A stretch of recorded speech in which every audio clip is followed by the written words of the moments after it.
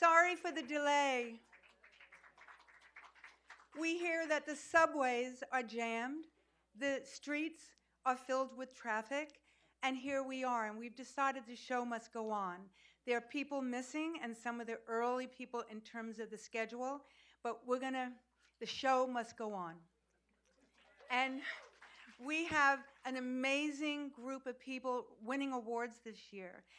And I've prepared some comments, and I'm going to start with my comments. Well, just hold on, I have to get into. My name is Tammy Gold, and I'm a professor at Hunter College. And actually, I was going to start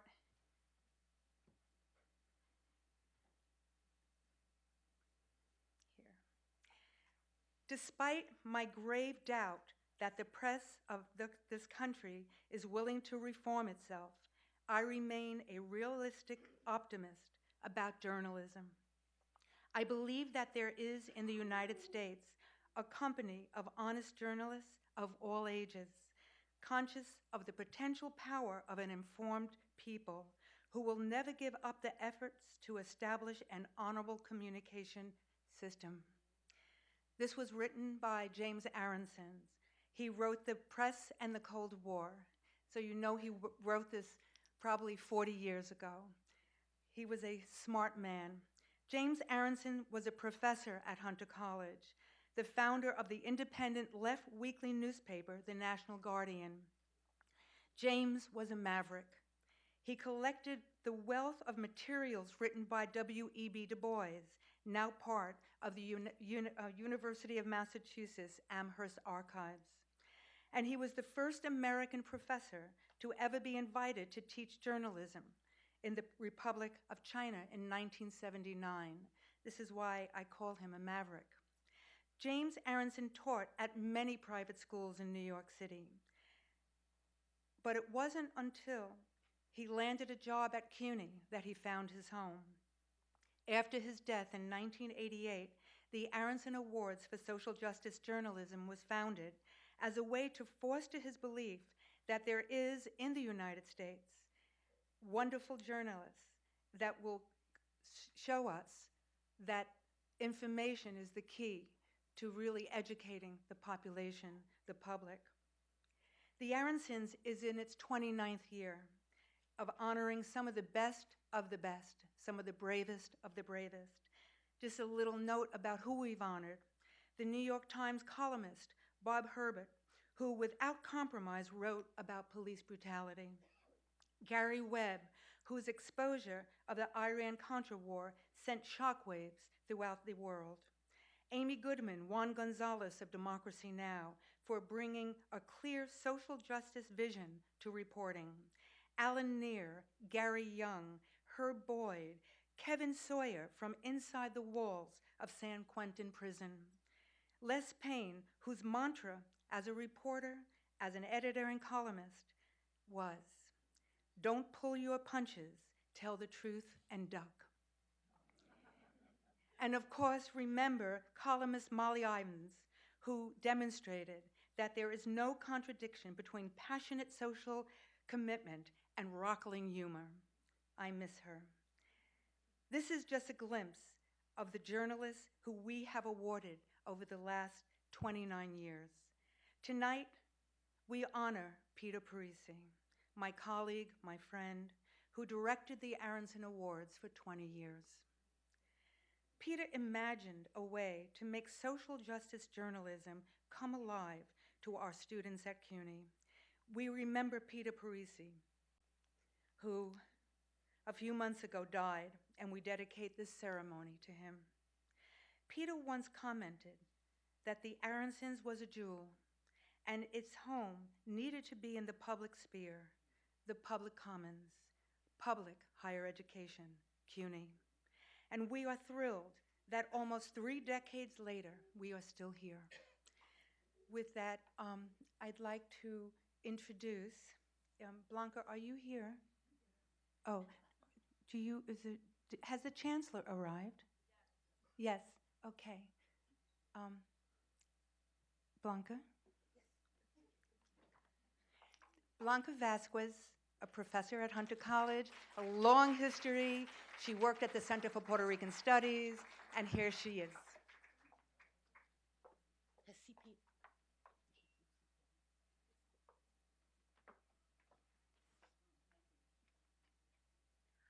I'm going to say first, do not leave this auditorium without this book. This is Aftershocks of Disaster, Puerto Rico Before and After the Storm, edited by Yarimar Bonilla, who's a professor at Hunter, and Marisol Lebron. It is terrific. It's an account of what happened, of the extraordinary things that people did to survive in Puerto Rico from theater groups, and it's also an analysis of what it means for Puerto Rico to be a colony in this late stage of capitalism. So there's also people that look forward to what that means for us. So get this book. Okay. The crisis in Puerto Rico after not one, but two hurricanes hit back to back brought to the forefront all of the island's colonial contradictions. The storms exposed once again the precarious position of the island and its people as a colony of the United States. Because of that manufactured dependency, people died. The James Aronson Awards exist because serious journalism matters. Having reliable information from serious journalists matters. Having a relationship of trust between the people and the press matters. Being fed up also really matters too. In Puerto Rico, these two elements came together, y el pueblo se levantó. The public, the people rose up. We honor today the work of CPI, el Centro de Periodismo Investigativo, with the first Aronson Award for media in the public interest. We honor them for their consistent, diligent, informative, analytical, in-depth, impassioned, and respectful reporting on what was happening to the people of Puerto Rico. The horrendous conditions in serious journalism fueled a social movement that said no. No to the governor and no to the status quo. It also helped to rapidly mobilize and unite the Puerto Rican diaspora, because no matter where we may live now, we have Puerto Rico in our hearts and souls. We are especially proud to have with us to present the first James Aronson Award for Media in the Public Interest, the new Chancellor of the City University of New York, Professor Felix Matos Rodriguez, historian, academic, and public administrator. He was president of Osos Community College and of Queens College before taking the helm this year as the first Latino to be chancellor of this great university. It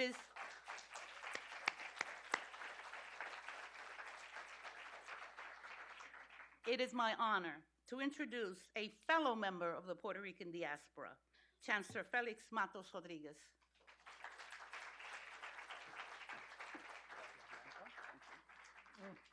Thank you. Whoa.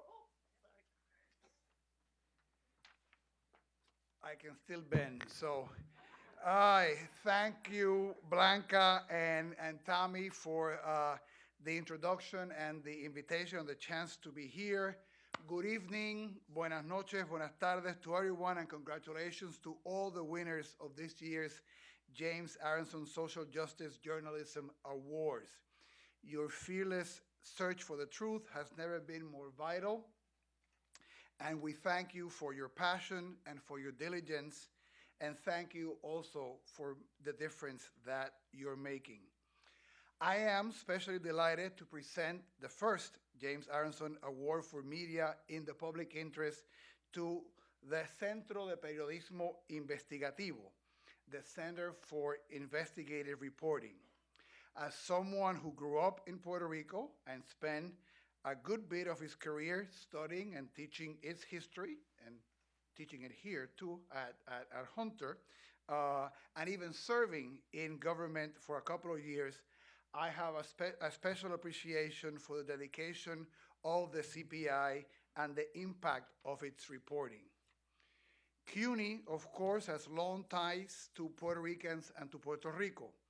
From the first academic department to focus on Puerto Rican studies, started at City College, to the founding here of the Centro de Estudios Puertorriqueños at Hunter, and I want to acknowledge Dr. Edwin Melendez in the audience. You can give Edwin, the director, some love. and the center where I had the privilege to work also in the past, to the Cuny Service Corps program that sends students to Puerto Rico to help in the rebuilding effort that continues more than 2 years after Hurricane Maria. As it happens, I was in Puerto Rico this past July, first visiting my family, and then visiting with our Cuny Service Corps students during their 2-week stints as part of the New York Stands with Puerto Rico rebuilding effort. It was during those 2 weeks that the island was exploding in protest following CPI's revelations of the repugnant and now infamous text messages between former Governor Ricardo Rosselló and the members of his inner circle, including folks from the highest echelons of power. The texts, nearly 900 pages worth of them, reveal a shockingly callous disregard for the suffering of the people of Puerto Rico. The words were ugly and hateful, homophobic and misogynistic. They were painful to read. But they needed to be read.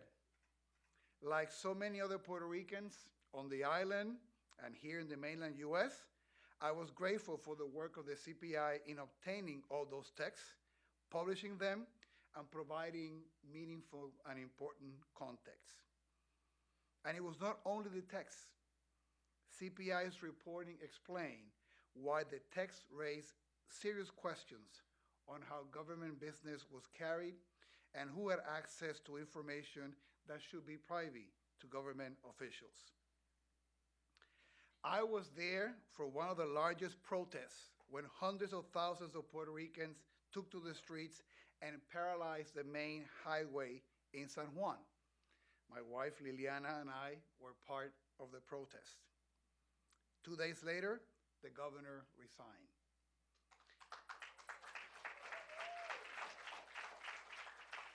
Thanks to protests that were fueled in great part by CPI's reporting, the public received vital information about their government, took action on that information, and helped bring necessary change. All in about 2 weeks.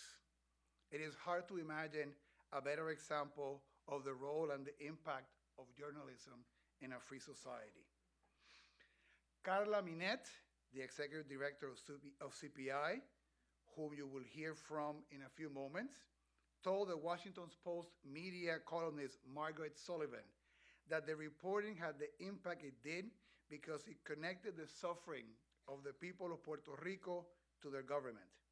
The words, and I quote, in the chat went directly to the people's heart, end of quote, she said. What makes this even more impressive is that CPI is a small nonprofit news organization that relies on donations and has just a dozen staff members. But over the past decade, these dedicated reporters and editors have been a force for good that belies their size and resources. They are devoted to unearthing information that is important for the people of Puerto Rico to know about, while maintaining the highest standards of journalism. They have been leaders in the fight for transparency and government accountability, pushing in and out of court for the release of government documents that should be publicly accessible. Puerto Rico has been plagued by corruption and financial distress, followed by the devastation of Hurricane Maria that it still struggles to recover from. But this summer, the people's voices were heard and they made history. Out of the chaos came an incredible lesson in civic engagement and the power of democracy. And it seems to have been a lesson that resonated with Puerto Rico's Supreme Court, which ruled soundly and unanimously, a rare thing in a very highly partisan court, when the decision about Rosselló's successor fell to them. As a Puerto Rican, these events made me proud. And they give me hope that the seeds of good, ethical, and competent government have been planted for future generations of Puerto Ricans. And that is the power of CPI's work. The night before the governor resigned, I had dinner with our CUNY students who were part of the CUNY Service Corps. And we all had a chance to reflect on what they had witnessed and experienced. How lucky you are, I told them, to be in Puerto Rico at such a historic moment, and how lucky they were to see firsthand the importance of a strong free press, how skilled and resolute journalists like those at CPI can dig for the truth, deliver justice, and change everything. I'm going to switch to Spanish now, so for those of you who do not speak Spanish, we have 25 CUNY campuses that are available to assist you in your needs to learn Spanish. So this part, I'm going to switch to Spanish. Es un gran honor para mí presentar con humildad y agradecimiento el James Aronson Award for Media and the Public Interest del año 2019 a la directora ejecutiva Carla Minet y al reportero Luis Valentín Ortiz del Centro de Periodismo Investigativo. Démosles a ellos nuestro apreciamiento y nuestro aplauso.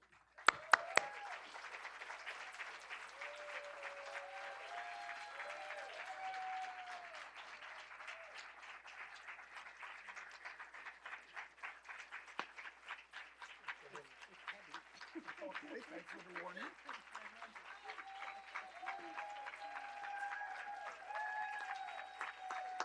Felicitaciones y un orgullo. Así que, y para adelante. Muchas gracias por ver el proyecto. Déjame yo sacarme.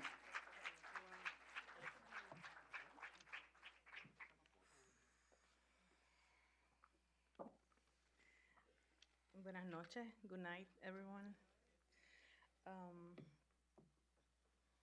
Thank you for this honor. We will divide our speech. We think that journalism can trigger social change. And don't let anyone tell you otherwise. Don't let skeptical and cynical people convince you that you cannot find hope for change in journalism, because you can. But trust can only be gained by independent, bulletproof, and consistent media that is ingrained and invested in the community it serves. Journalism is vital to democracy in this historic moment for the world. It has always been. But maybe it is in these times of data overload and misinformation when good journalism strives and shines.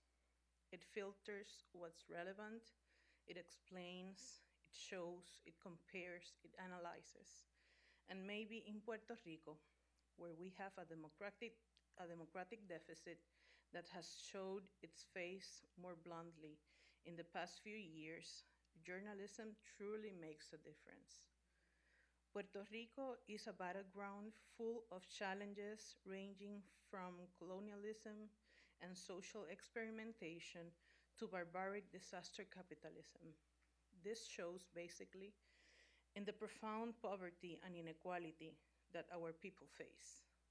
The US Census says that 44.9% of the people who live in Puerto Rico are below the poverty line, a number that is significantly higher than the US national average of 13.4%. The Special Rapporteur on Extreme Poverty and Human Rights of the United Nations, Philip Alston, said after a recent visit to Puerto Rico, and I quote, "The link between poverty and the absence of political rights is perfectly illustrated by Puerto Rico. If it were a state, it would be the poorest in the Union. But it is not a state. It is a mere territory." In this context, our Centro de Periodismo Investigativo, which is a nonprofit organization founded by journalists Omaya Sosa Pascual and Oscar Serrano 12 years ago, has been working steadily for a long time under the radar. We have been building credibility, establishing bonds of trust with people, with communities, with sources of information, and also training our journalists so that they become a group of professionals who work with award-winning and international investigative journalism teams. Under the leadership of our first executive director, the veteran journalist Laura Candelas, the tenacity of our founders, of our board of directors, and of a team with deep commitment to their profession, and with the strength of the mission of seeking free access to information for the people, CPI found its place in the media landscape and among Puerto Rico readers. It was not an accident. The reduction of paces for investigation in commercial media, the shutdown of environmental, cultural, or business supplements, and the layoff of journalists were decisive for the CPI to become more than ideal, necessary. At the same time, our body of work was built. The CPI have been constantly growing sustainably. During the first 5 years, all work was essentially done by freelancers and contract journalists. But we moved to find financial support in the US and then in Puerto Rico that allowed us to start formalizing employment for our journalists and a small administrative team. We are still just a few, but we do a lot, as many nonprofit organizations do. I started as a freelance journalist in the center, then as an editor, and finally as the executive director when Laura decided to retire. My approach to the organization has been to structure and formalize 3 program areas: investigative reporting, freedom of information litigation, and training for journalists. All 3 areas are intertwined and work collaboratively, not always like an orchestra, but more like a salsa band. We have established important links with universities that offer specific training on specialized issues or skills, or send us interns, or invite us to events where we can present and sometimes mentor other journalists. We have collaborated with media outlets such as Quartz, the Miami Herald, the Associated Press, New York Magazine, and CNN. For this year, for the first time, we have been on a tour visiting different Puerto Rican diasporas, listening and learning about how they see our work, what issues affect them, and starting a conversation about how can we be relevant to them. We have visited North Carolina, Connecticut, and now New York. Last year, we were in Chicago. In the following month, we will go to California. Because after all, there are more Puerto Ricans in the US right now than on the island, and we do have to listen to their needs too. Trying to do so, we have made investigations in these past few years, such as after the hurricane, when we reported on how displaced people were being treated when seeking shelter in this city. Or when we captured the strong history of the Puerto Rican community in Chicago while investigating and trying to make sense of how it has changed since Maria. In the past months, we have kept an eye on core issues for our country: the reconstruction and the recovery process after Maria, and also government corruption, mostly in the administration of now former Governor Ricardo Rosselló. De los Chavos de Maria project is an initiative that emerged when we realized that there was no model of climate disaster control journalism. When we examined the experiences of Sandy and Katrina, we saw that there was, beyond coverage within the daily media, an independent recovery fund control model dedicated to explaining the process, analyzing the data, and investigating how these funds were being used. With the support of the Puerto Rico Foundations Network, this initiative began and was recently launched. It already has dozens of reports that have had resonance and results. For example, a couple of weeks ago, we managed to extend the period for the trans community and other groups to request aid from individual assistance. A couple of days ago, we managed for the Comptroller's Office in Puerto Rico to introduce a coding into the contracts given with recovery money to be able to follow them, something that was not happening. And while these are small victories, anyone would say, at the same time, they are changes that mean a lot to a lot of people. Above all, on the webpage, you will find stories of people who are supposed to be experiencing a recovery process that has yet to arrive. Finally, the Telegram chat. A story that achieved significant changes, not only political, but also cultural. Never before had it been on the lips of all people, in the family conversations, in jobs, in the media, among youngsters, a strong rejection to corruption. When we got the chat and did the report that was published that morning at 2 a.m., our message was loud and clear. It was not only a problem of character, it was not only people calling names or insulting, or insensitive officials. There were illegalities, political campaign work done with public resources, sharing of confidential information that could benefit their friends, private clients, and in the end, abuse of power. We supported the chat publication 4 days later with a report that categorically documented widespread corruption in the Rosselló administration, and we already know the outcome.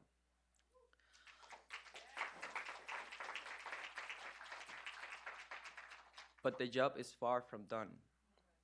Puerto Rico still waits for these people to be held accountable.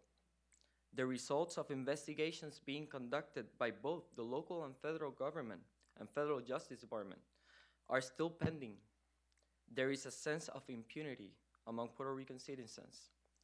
And we, at the Centro de Periodismo Investigativo, we will continue to report on them. Besides government corruption, Puerto Rico has faced and will continue to face monumental challenges. In 2016, a fiscal control board was undemocratically imposed by the federal government. It continues to dictate the island's fiscal policy, imposing budgets and long-term fiscal plans, leading debt negotiations, vetoing locally approved laws. Its decisions have directly affected and continue to affect the most vulnerable sectors in Puerto Rico. And we, at the Centro de Periodismo Investigativo, will continue to report on them and fight them in court when it tries to hide their decision-making process and operations behind the veil of immunity and secrecy. We have already done it and will continue to do so. There's also the slow bureaucratic recovery process since Hurricanes Irma and Maria, since the hurricanes devastated the island in 2017. Millions and millions of dollars in disaster recovery money seems to be only flowing through the bureaucracy of local and federal governments, as well as the private sector, but not the people. Almost 90% of the money is going into the pockets of US companies instead of Puerto Rico companies. The process has been held hostage to corruption, including from the federal government, as well as political games. Puerto Rico people needs each and every single cent of this money. And we, at the Centro de Periodismo Investigativo, will continue to keep track of this complex yet critical process with reporting projects such as Los Chavos de Maria. 2020 is election year, and this next election will not be business as usual in Puerto Rico. There is a lot of skepticism and mistrust among voters. We must do creative reporting that is relevant and helps voters make informed decisions. And then there's the seemingly never-ending issue of the island's political status, an issue that goes across each one of our stories. Puerto Rico is a colony, and almost a quarter into the 21st century, it continues to hang in a limbo that affects each and every one of Puerto Ricans, regardless of their political views.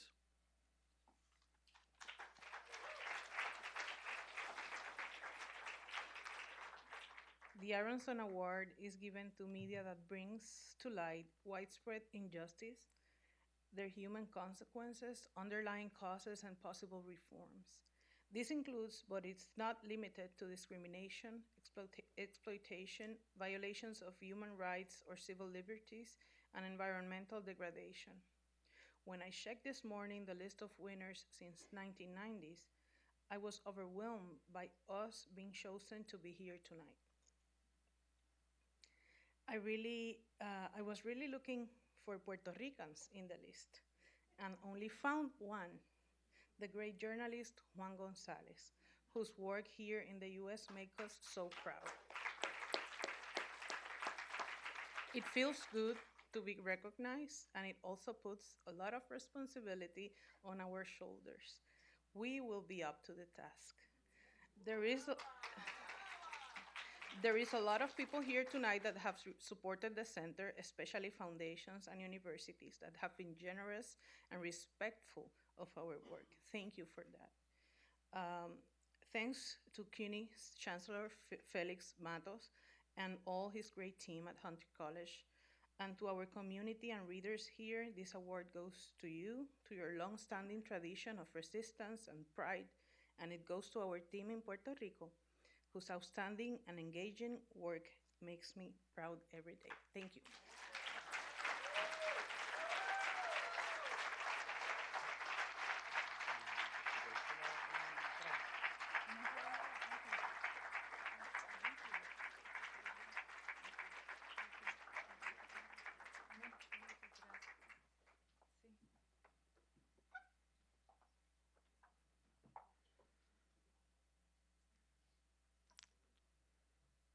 We'll just let the photos speak for themselves. Look at this. Yay, Yay.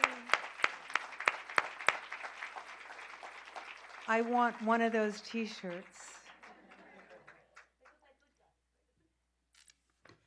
Thank you so much. That was very inspiring, radical, hopeful, and it really sends the message that we have a lot of work to do, that we, students, faculty, journalists, intellectuals, workers, we have a lot to do, and we have to demand that of our press, celebrating journalism. We're moving along. Just one second.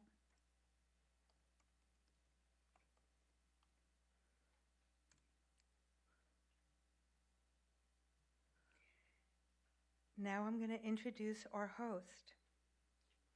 I'm introducing Karen Hunter. Karen. Our esteemed host this year is Karen Hunter. Karen has been a distinguished lecturer at Hunter since 2005, where she teaches everything from basic reporting to intro to publishing. She's an award-winning journalist and author of many books. I just had a field day. I had like a retrospective of Karen Hunter while I was preparing for today. Most recently, Karen has become a producer and a host of the trailblazing Karen Hunter Show on Sirius Radio. It's an extremely popular show. I speak to many of my friends and family, and they've all been followers. And then I went online and I see that there are thousands and thousands of followers. And this is an example of the power of media, that you have such a powerful audience and a powerful voice. Karen lives by example. After the massacre in Charleston 9 in June 2015, Karen authored a petition calling for the removal of the Confederate flag from the State House of South Carolina. Within 3 weeks, over 500,000 people signed that petition. Within a week, the governor vowed to take the flag down, and the flag came down. Karen, thank you for your fearlessness, for your leadership, and for being a colleague.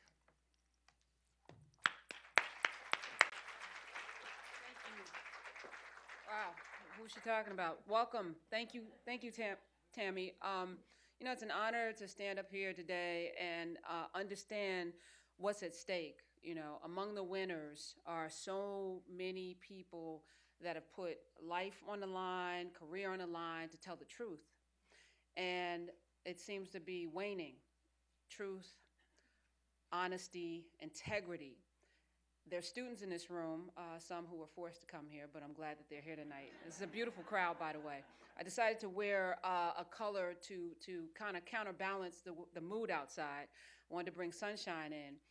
But the students in this room, it's your responsibility to pick up the mantle, to pick up the baton of all of the work that you're seeing among these winners, because we need you. Journalism isn't dead. I've heard that somewhere. It's not dead. It's not dead. And among the winners are seeds planted for the future of what that looks like. We just saw some great journalists who are doing the work in Puerto Rico. But here in America, we need the next crop of people to stand in the truth, to have integrity, to be out there unafraid, to tell the stories that aren't being told. So I am honored to be here tonight to host. I just want to keep it going so that we can get to the winners. Up next, welcome, of course, and thank you for being here. Thank you, Chancellor. Let me just thank Tammy and all of my colleagues who are in the room, as well as the people that came out and braved the weather. But I want to get to the winners because there's some amazing people on this list. Of course, the 29th year of the Aronson Awards, Social Justice Journalism Awards. Our first award goes to the powerful investigative series Blowout, Inside America's Energy Gamble, and we're going to watch a piece of that right now.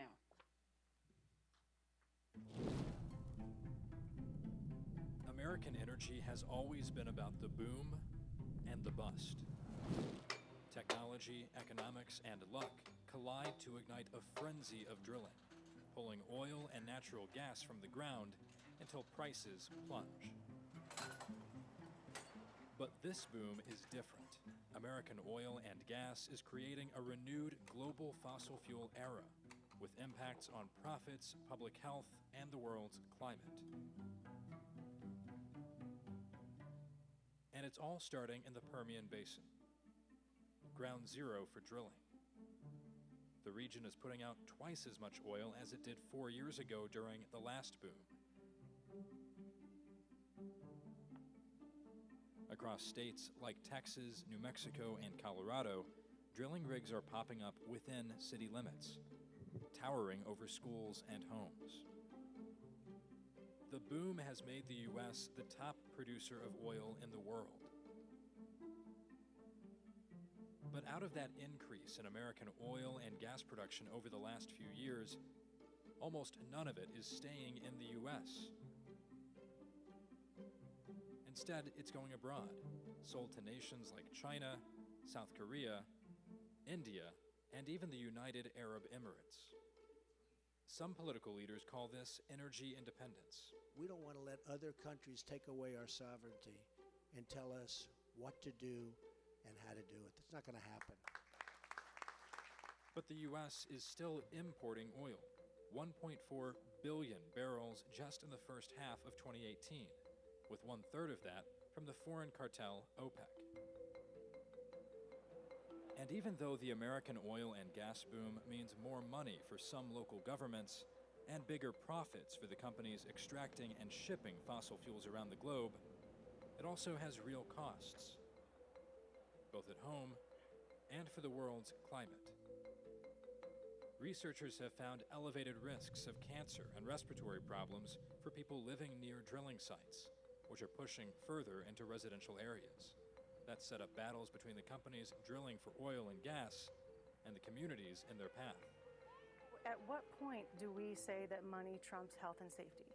America's emergence as the new global superpower for fossil fuels will pump more greenhouse gases into the atmosphere and will change the course of the world's energy future as countries use more oil and gas, just as scientists are urging a transition to renewable energy.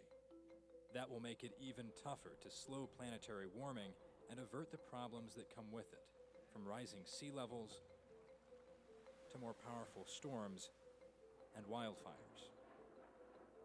Meanwhile, expensive new terminals, pipelines, and other infrastructure in the U.S. and abroad threaten to lock in fossil fuel use for decades to come.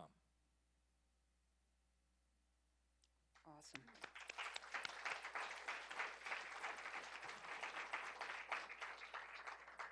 In the fall of 2017, the International Energy Agency declared the era of oil is not over. and predicted an unprecedented surge in overseas shipments of crude oil and liquefied natural gas, largely from the United States.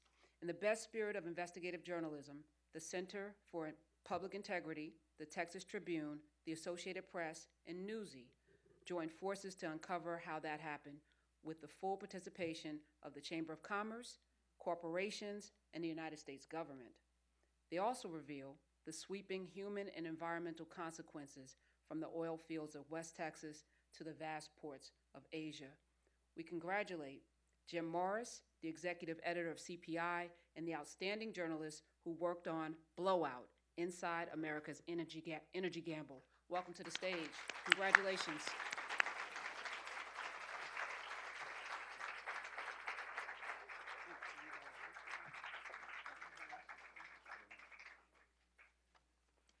Thank you. Jim, let's just do, I think they're going to do the photograph. Oh, first. okay, sure. We'll work. All right. It's heavy, by the way. I think I can get it. Okay.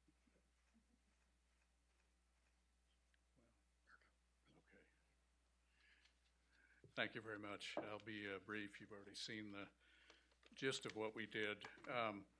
So the Center for Public Integrity is a 30-year-old nonprofit. It's one of the oldest nonprofit investigative news organizations in the country.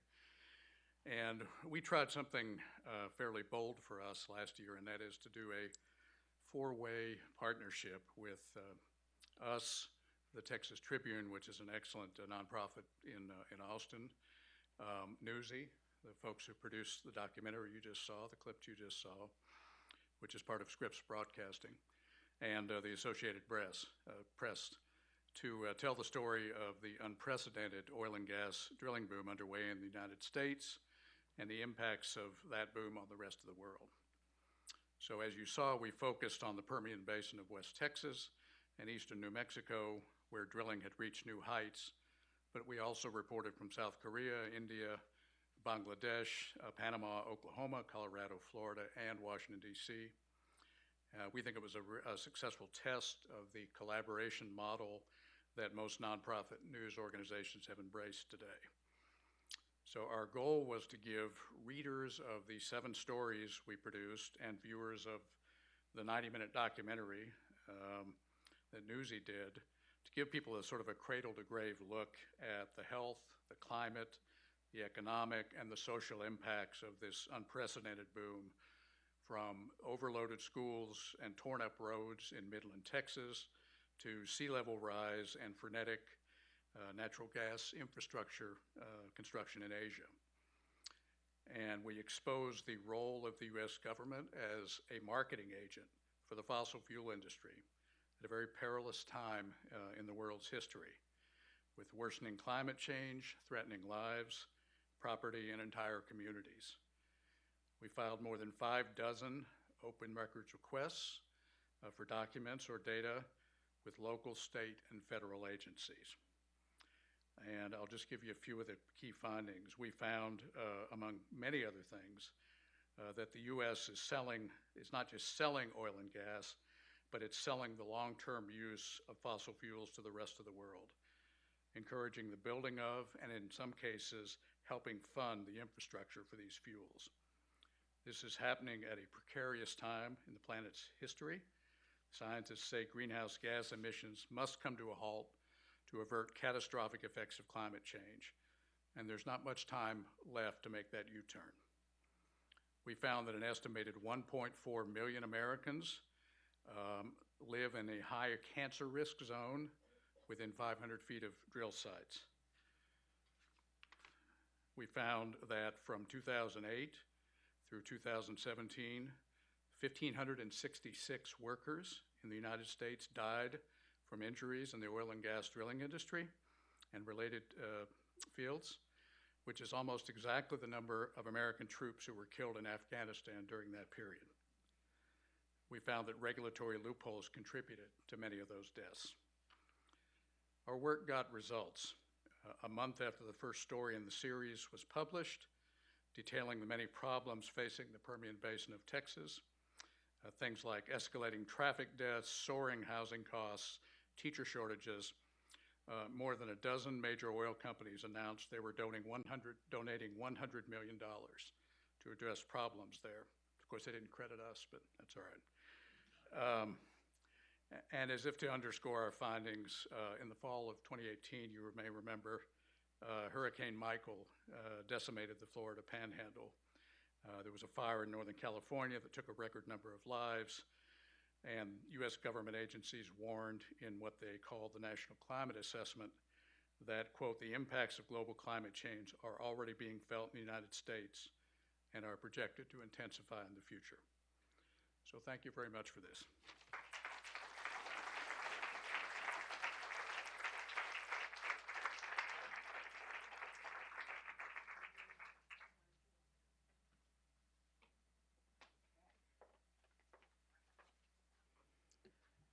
Algorithms, clicks, and corporate sponsorships seem to drive a lot of publishing today.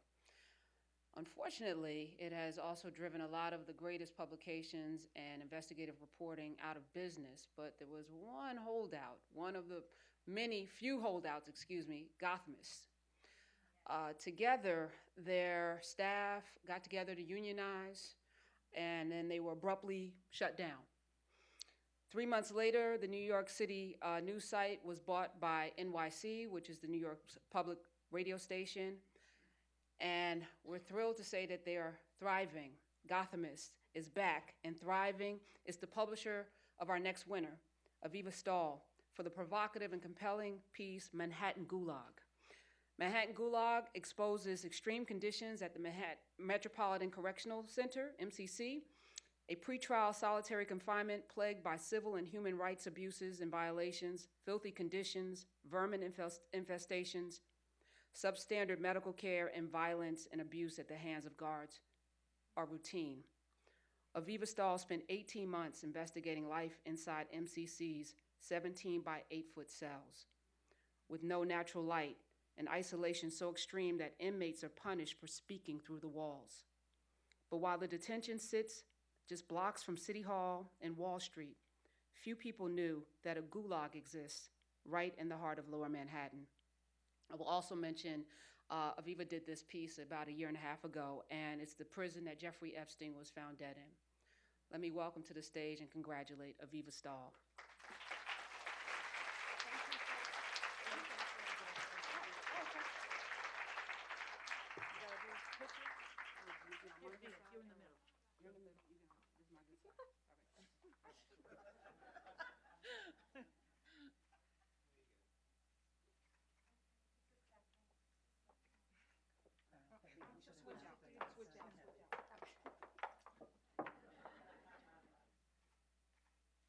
Congratulations. Hi, everybody. Sometimes I speak too quickly, so if you don't understand me, you can just wave your hands or something.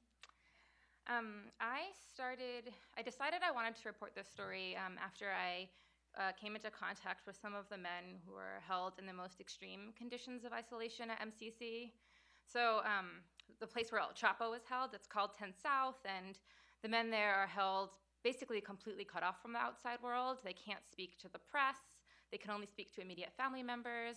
And then those immediate family members are prohibited by law from repeating anything they say to people in the outside world. So for this very small group of people on 10 South, this one unit at MCC, there's nothing we can find out about their lives. And they look out onto the streets of New York City, but we know nothing about their day-to-day lives. They're completely cut off. So I think that my interest in this story started in just kind of trying to deal with that contradiction of living in one of the most media-saturated cities in the world. There's millions and billions of people in New York City and who walk around the area around that jail all the time, but we don't know what's happening there. So that was sort of the framing I started with. There were a lot of barriers to reporting. I mean, obviously this was pre-Epstein, and there wasn't a lot of interest in the story. But I am really grateful. The story wouldn't have been possible, first and foremost, without the support of my editor at Gothamist, Chris Robbins. I don't know if he's here. But Gothamist has always supported my work and supported stories, understood why they mattered. So definitely, if you can support them, I encourage you to. I also got some funding from actually the Cuny Urban Justice Reporting Project, which really helped me because inside reporting is really time consuming. Reporting where you're building relationships with people on the inside to drive your reporting instead of talking to experts on the outside. Without the support of my mentor, Jean Theo Harris, who's also here. So yeah, wouldn't have been possible without any of that.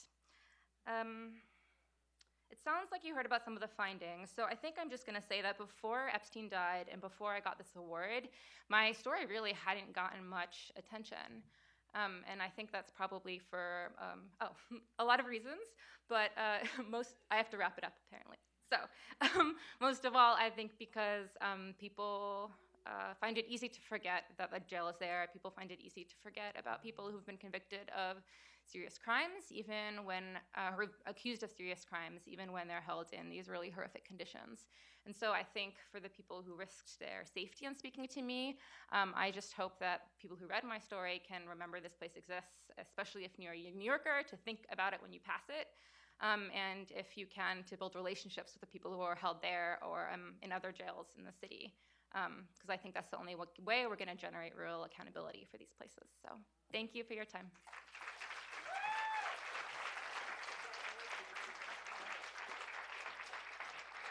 Not only is she an awesome journalist, she's got the best hair in the room. I just want to say that. And also, when you guys come up, when you win, he's going to hold up a sign to tell you to wrap it up. But I'm going to tell you to keep talking. And I'm sorry, because very few of us get a chance to talk about the things that we're doing. And this is a night to honor some great journalists. Listen, I don't think we should rush them off the stage. I'm going to keep my comments short so that we can do it a little quicker, right? Devastating but not surprising, Susan Ferris's outstanding series, Shocked and Humiliated, reveals how federal agents at U.S. airports, at border crossings, and in immigration detention use shackling, handcuffing, and hours of interrogation and vaginal probing in the quest for possible hidden drugs. Detainees were driven to hospitals where officers watched as medical workers carried out body cavity searches and x-rays. In a profound and direct styling of reporting, Susan Ferris uncovered and documented 11 invasive search legal claims. Her reporting revealed that 6 had resulted in government settlements with victims totaling more than $1.2 million in payments. Had it not been for Susan Ferris's work, these injustices would not have seen the light of day. Susan Ferris, congratulations on your Aronson Award for Shocked and Humiliated, published by the Center for Public Integrity in collaboration with the Washington Post. Join us up here. Thank you.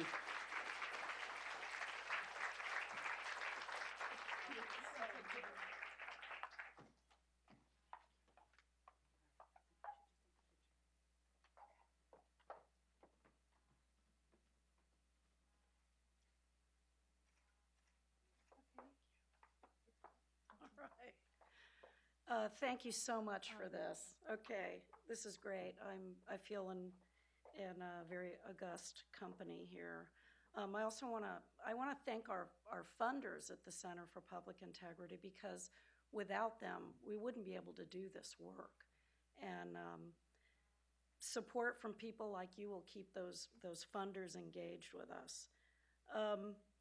One of the things we think is really critical in journalism is holding power accountable, being watchdogs, and Lord knows we have a lot of that to do right now.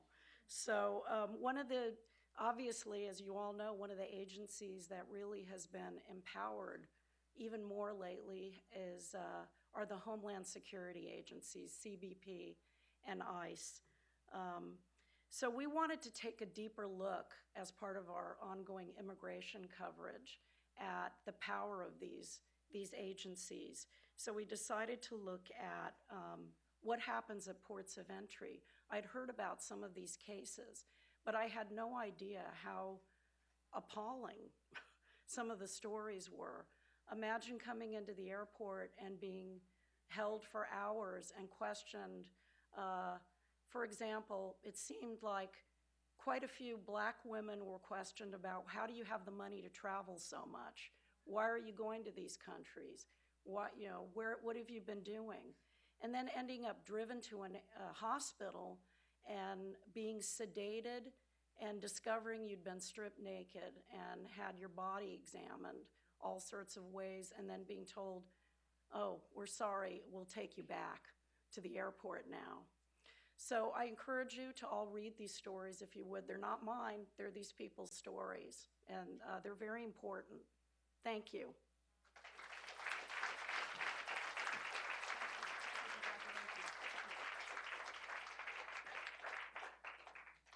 While they may not be your stories, we wouldn't know about it unless you did the work. And so I want to applaud all of the journalists that sacrificed for us to know about these things, which are horrific.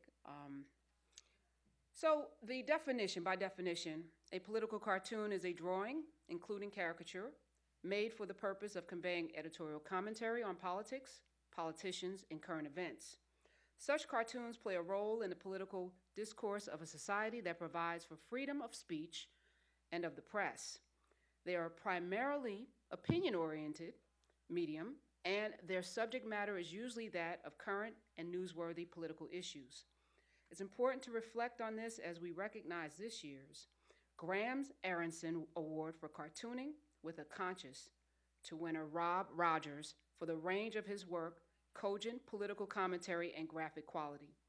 After 25 years as the award-winning editorial cartoonist for the Pittsburgh Post-Gazette, Rob Rogers was fired in June of 2018 for drawing cartoons critical of President Donald Trump. Rather than bow to pressure from management to soften his criticism of Trump, Rogers risked his livelihood to maintain his integrity. Cartooning with a conscience, indeed. Rob Rogers, congratulations on your Graham's Aronson Cartooning with a Conscience Award. Please come up and accept it.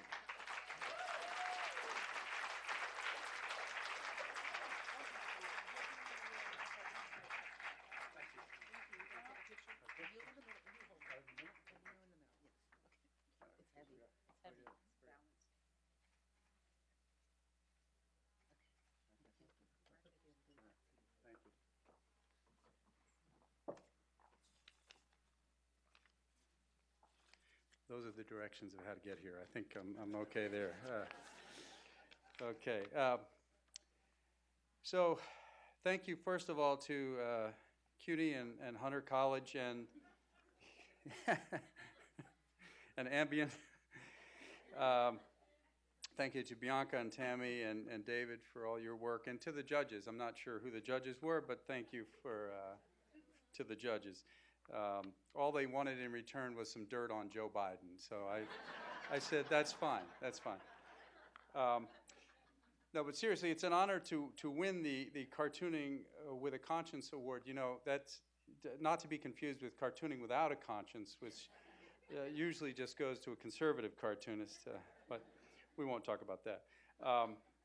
One of the things that happened to me after I lost the job and the media was picking up the story, I was being interviewed, and one of the journalists asked me, he said, well, you know, it's just a cartoon, so it's not going to be in the paper now. Why should we care? And I guess the reason we should care is because, you know, when a totalitarian government is on the way, the first thing that happens is they silence those who are criticizing the people in power. So to me, it's not just a cartoon. It's actually a vehicle by which we can get a message across, and we can actually, you know, criticize those in power. And it's the most unique form, in my view, it's the most unique form of free speech we have, satire. And it started with Ben Franklin. He was a political cartoonist, so I'm just continuing the tradition. Thank you very much.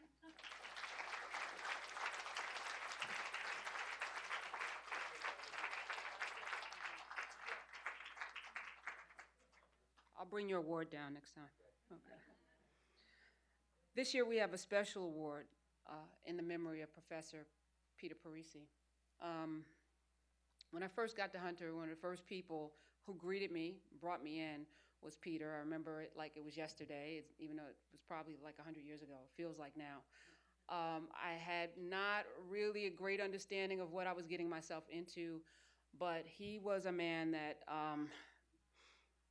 I don't even want to get into it, but just such a stalwart of what we do and what we're celebrating here tonight. And so this special award inspired students to write for students and community publications and to be tough, critical thinkers. That was Peter's commitment to teaching. He believed education was a fundamental human right.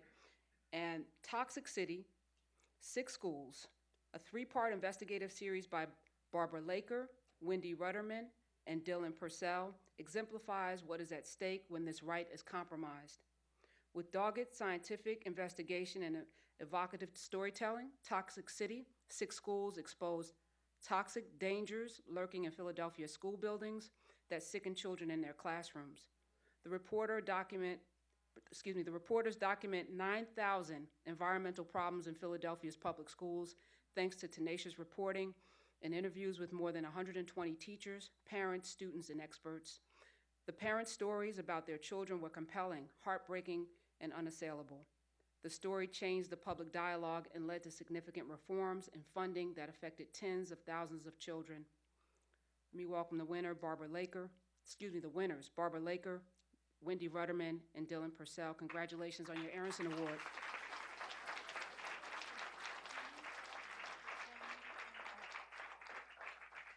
And will the family also join us on the stage, please?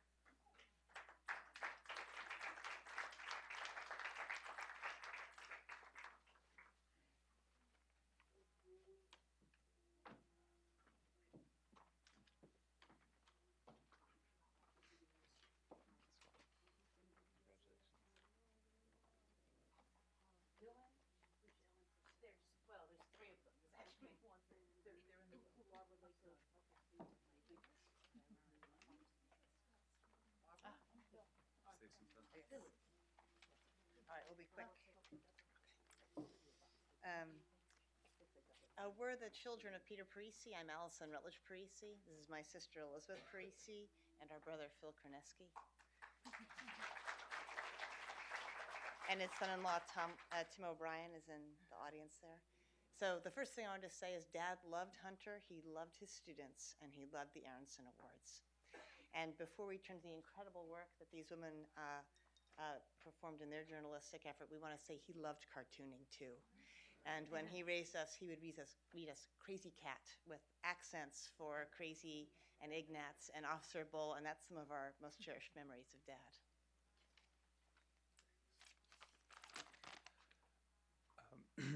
I remember Peter as, an incredible teacher and writer, and he was so dedicated to issues of social justice that bring us all here tonight. He was incredibly generous with his skills, and I credit him as one of the most important influences in my writing career, and I imagine for many of the students who he worked with at Hunter over the years as well. Although now I'm a public health researcher and I mostly write journal papers, after so many edits and comments from Peter, I can still envision his blue pen marks, flipping my sentences and infusing them with zip and spice. I think I've ingrained his voice in the back of my writer's mind. He also had this sixth sense of where to find a good story. I remember back in high school I was struggling with some assignment, and long before the story became a hot and button local issue in New York, Peter encouraged me to go and interview the carriage drivers of Central Park. He was also so deeply committed to education and equality. When I taught in the South Bronx and wrote about those experiences, he was my top editor and fan. And I know he would have appreciated the work Toxic City, 6 Schools. It's really an amazing piece, an example of the kind of journalism Peter always championed. Along with members of the Aronson Committee here today, he valued in-depth reporting on serious social issues that had real-life measurable effects and significant impact. As a former educator myself and a parent of a kindergartner, I deeply appreciate this work as well. The outstanding reporting and the contributions from willing insiders helped identify rampant mold, deteriorated asbestos, flaking and peeling lead paint, and drinking water containing high levels of lead. With data as well as names, faces, and medical details of injured children, the reporters brought this distressing story to life and motivated a community to act. I know Dad, Peter, would have appreciated the unbelievable research and effort from this team and the skill with which they delivered their critical message. Thank you.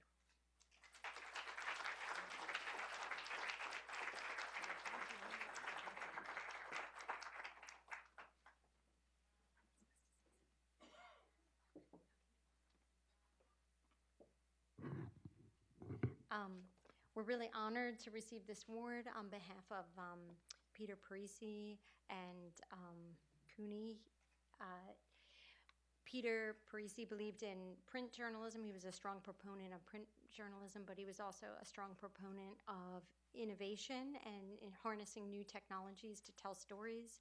And what made Toxic City 6 schools so unique and difficult was we enlisted the help of teachers in schools all across Philadelphia to do environmental testing for us.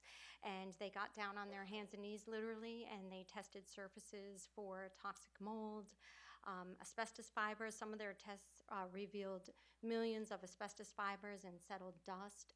And just to give you an idea, when the World Trade Centers came down, the EPA considered it a toxic hazard when there was 5,000 asbestos fibers and settled dust in apartment buildings in the financial district. And here we found, the highest we found was, I think, 10 million asbestos fibers, all sampled by teachers and then analyzed by a lab for us. We also found peeling and flaking lead paint that made Dean Pagan, who was in this photo, the first photo, it literally reduced his IQ and his ability to learn. And Philadelphia is one of the most, it's the poorest big city in America. It also has aging schools, and our children there are really treated, we really squander the resource that is so important, which is our children. And poor Dean, he didn't want his desk to be messy at school, and lead paint was chipping and peeling from the ceiling, and it was coming down on his desk, and he didn't want his teacher to be mad at him. So he ate the lead paint chips, and he now lost his ability to do simple math, and he has trouble concentrating, and he's forever scarred. And we dedicate this to him, to Peter Parisi, to all the teachers for their incredible strength. They risk their jobs to help us report this, and I think of them every day. Thank you very much.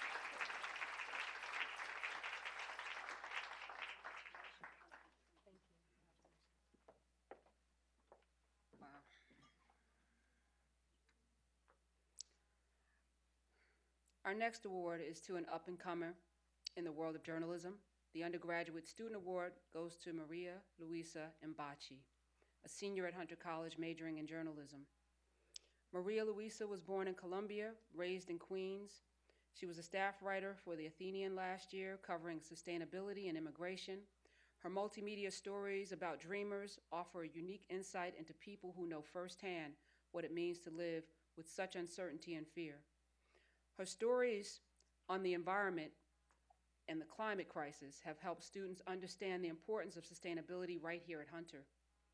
Maria Luisa Mbachi is graduating at the end of the semester and will continue her work on social justice issues, focusing on dreamers and other issues related to our community. Let's congratulate Maria Luisa Mbachi, winner of the Aronson Social Justice Undergraduate Award.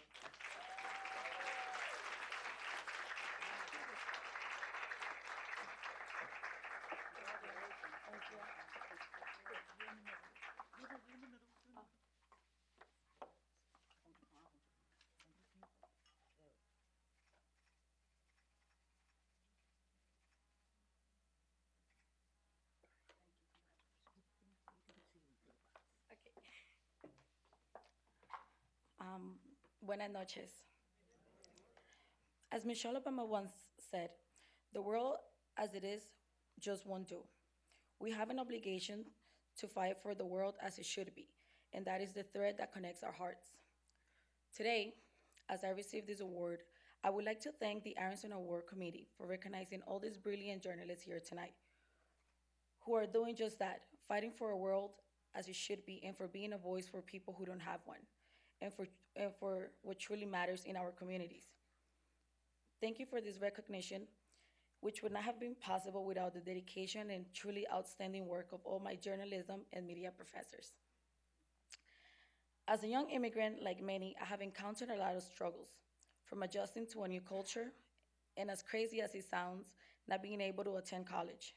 I believe education should be a safe and free place for all those who wish to have a strong foundation to pursue their dreams and give back to our communities. Therefore, I would like to thank the Dream.US Scholarship, I would not be standing here tonight if it wasn't for their nonstop work, along with the generous sponsors that have brought many DACA recipients like myself to a place of learning like Hunter College, to further my education in a country where the opportunities are endless. As I embark on my journey as a journalist, I can't help but feeling excited and very passionate about the career path I chose, because I know that I can be an inspiration to many dreamers like myself. Lastly, I would like to thank my family for their love, for believing in my dreams, and my husband for his unconditional support, patience, and love while I'm in the pursuit of my own American dream. I love you. Thank you.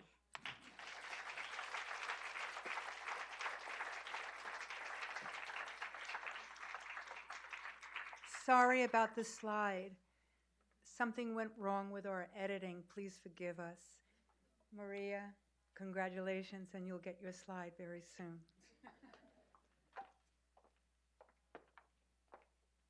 Who needs a slide? We have Maria. It's good. 45% of residents in Milwaukee's 53206 zip code live below the poverty line. Nearly 4,000 of its men are or have been in prison. Andre Lee Ellis spent the last 5 years of his on this battlefield. We Got This is a community garden where 58-year-old Mr. Ellis mentors endangered Black boys ages 12 to 17. James Causey wrote Cultivating a Community because he wanted to shine a light on community trauma in a different way. This is also where he grew up, and in tender and honest journal entries, he reflects on reporting from a place he once called home. It's a place, he says, where as the garden grows, so do the young men and mentors who participate. And he wanted to let me know that he and his photojournalist, Angela Peterson, did all of the work themselves. Let me welcome and congratulate James E. Causey on your Aronson Award for Cultivating a Community, published by the Milwaukee Journal-Sentinel. And congratulations, Andre Lee Ellis, for cultivating your community in our world. We'd like you to join us up here and accept this award.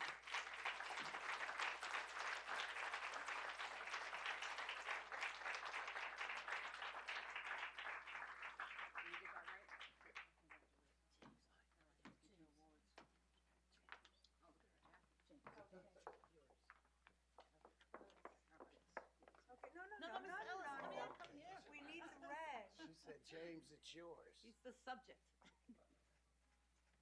Okay.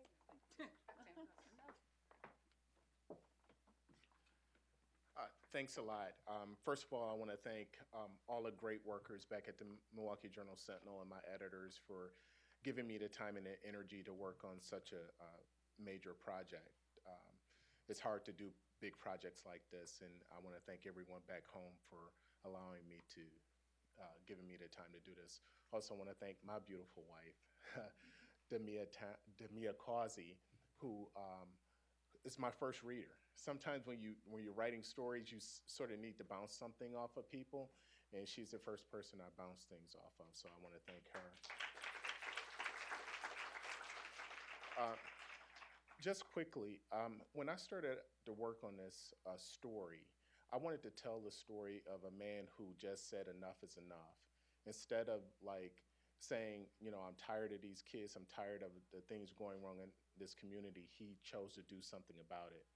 And by doing so, he got involved and he got more other people involved. So in telling that story, he let me into his life, let me into the lives of these young men who he mentors and helps on a daily basis. And he's also addressing trauma in a very different way. He once told me that if I could get these young men to take their hands off of guns and off of stolen cars and put their hands in the soil, we could change these men, and it's happening. And with that, I want to turn it over to Andre.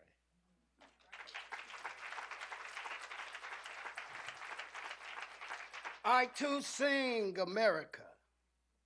I am the darker brother. They send me to eat in the kitchen when company comes. But I laugh, eat well, and grow strong. Tomorrow, I'll be at the table when company comes. Nobody will dare say to me, eat in the kitchen then. Besides, they'll see how beautiful I am and be ashamed, for I too am America. My name is Andre Lee Ellis. I'm 59 years old. I live and represent the 53206 zip code in Milwaukee, Wisconsin, where they have said it is the worst zip code in America where you can raise a black child. I beg to differ because it's where I live, and we are doing great work there. It was June 2014 when a mother frantically knocked on my door because she wanted help with her 11-year-old son that the police were going to arrest, some work for some bad things he was doing in the neighborhood, breaking in cars, garages, and things like that. I had no idea how to help. I just knew that we had a empty space that we had discovered after we had a shooting and a young man was killed, and I saw that the space was empty. I asked some kids, what was this space supposed to be? It had two tattered boxes and some other wood. They later told me it was a composting bin. I knew nothing about garden, but the little girl put her hands on her hips and she said, it's supposed to be a garden, but don't nobody never grow nothing in it. And I said right at that moment when that young man lay dead there in the streets that we need to take our hands off the trigger and put them back into the soil. And so when the mother knocked on my door, I immediately asked for this young man's father. And she said, we don't know where he is. And just out of my mouth, I said, we got this. I'm on my way down. We got this. Don't worry. So we went over to the 5th District Police Station, met with the liaison officer. And as I explained to him the story, I am a Christian and I do believe in God, but so for some reason I decided to just make up a little story sitting there with this man. And I said to him, well, you can't arrest Jermaine. He's only 11 years old. Plus, Jermaine's the first recipient to receive a scholarship to work in the garden on Saturday morning. He's got to be there at 8 o'clock. He's going to work for 4 hours. I'm going to pay him $5 an hour, and you can't do it. And 30 seconds? Okay, I said you can't do it, and thank you. I'm going to wrap it up. And out of that, I got lost. $5 an hour. And the officer got so excited. He said, hey, I got to talk to the captain to see what we could do. What's the name of your organization? And just out of my mouth, I said, we got this.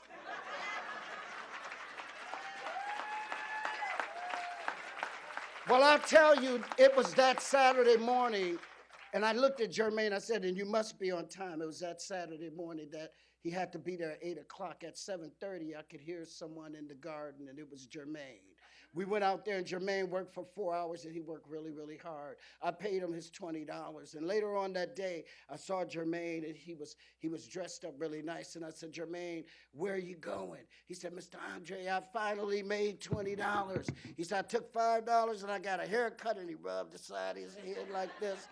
He was dressed in all white, so I knew he had either cleaned his clothes up real well. He said, and I finally get to go skate. He said, I got my haircut with $5, another $5, I'll ride out there on the bus and back. He said, with the other $5, I'll pay my way in to get my skates as well. He said, and then with the other $5, I'm gonna buy some popcorn and a soda. A hot dog and a soda.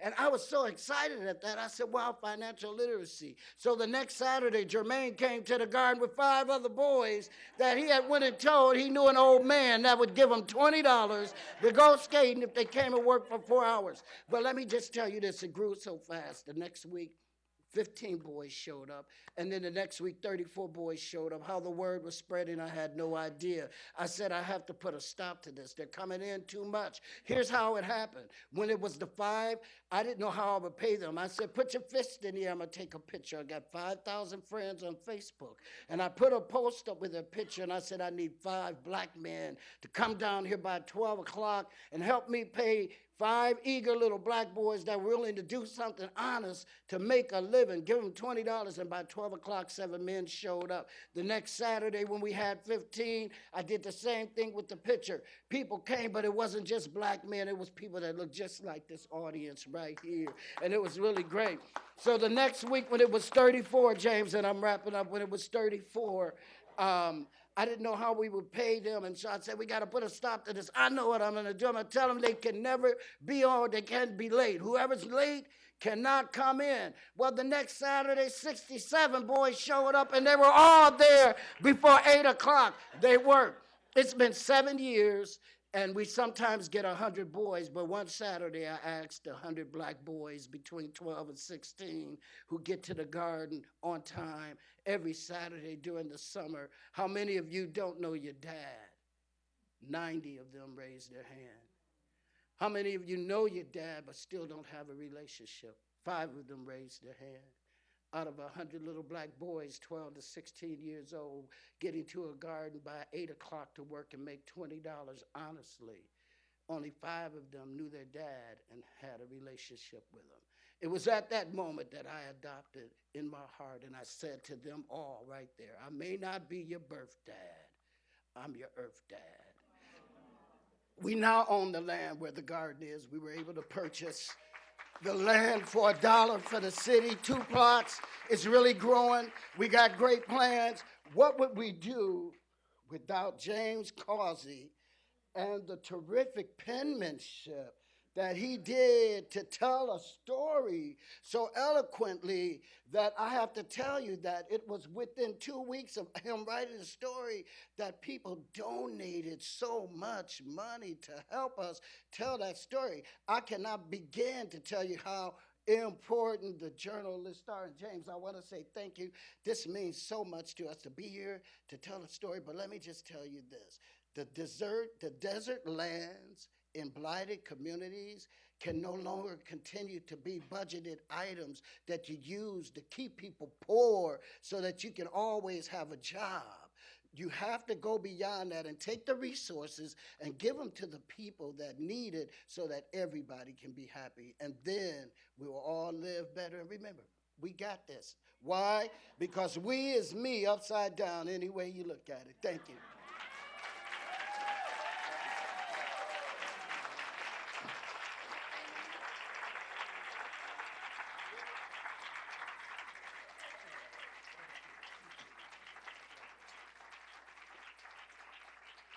Who wants to follow that?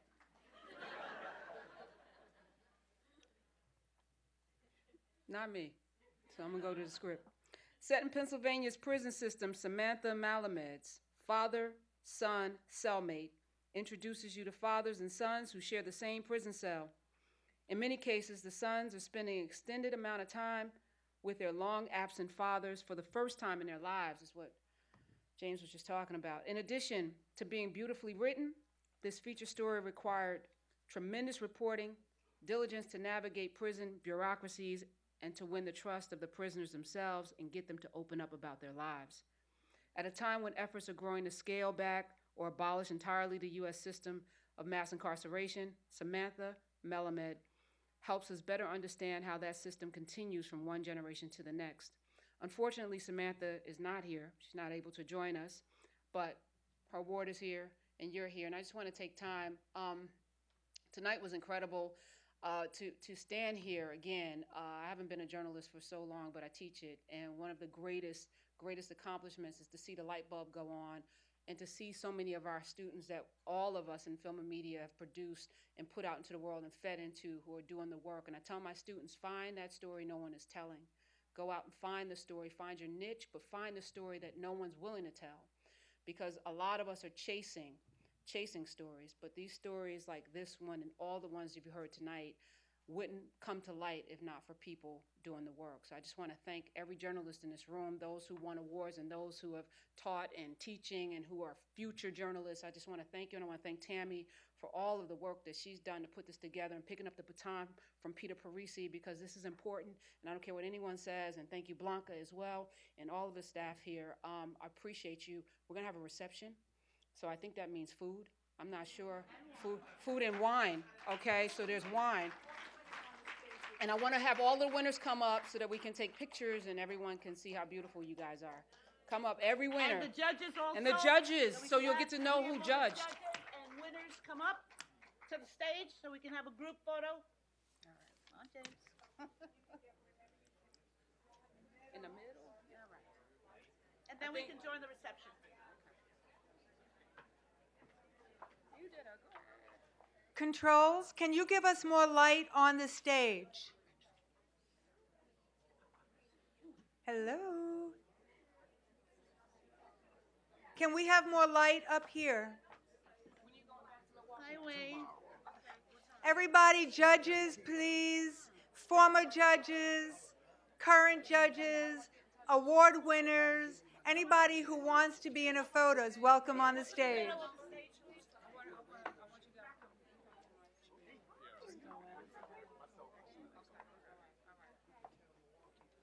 Move in. Just keep moving in. Pete. Oh. Yeah, but can we turn the thing? But we can't get more spotlights? No, we want more. No, wait. Do people want spotlights? I don't know. You have to go. I think they want. Can you get all the spotlights? Bear with us about the lights. We're going to have lights very soon. Can everyone squeeze in tighter? All the way. You should get in too. Squeeze. Oh, good. We have house lights. Okay. Yeah, spotlights, house lights. Oh my God, the lights were such a major accomplishment. Okay, everybody squash in together. Kelly, get